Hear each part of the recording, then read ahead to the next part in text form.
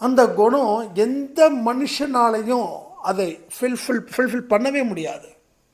ஏன் அதை பக்கத்தில் கூட நெருங்க முடியாது. அப்பேற்பட்ட குணம் கடவுளோட குணம். எத்தனை இடத்துல நம்மளை மன்னிக்கிறார் தெரியுமா?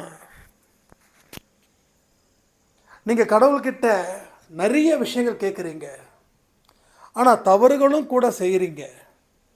சரி, இவங்க இவ்வளோ தவறுகள் செய்கிறாங்க, அதனால் இவங்களுக்கு தண்டனை கொடுக்கணும் அப்படின்னு கடவுள் நினைக்கல. அப்படி அந்த தண்டனை அவர் கொடுக்கணும் அப்படின்னு நினைச்சாரு அப்படின்னா கண்டிப்பாக அந்த தண்டனையை நமக்கு ஒரு நொடியும் கிடைச்சிக்கிட்டே இருக்கும். ஏன்னா அவ்வளோ பாவங்களை நாம் செஞ்சோம், அத்தனை பாவங்களை நாம் செஞ்சுருக்கோம்.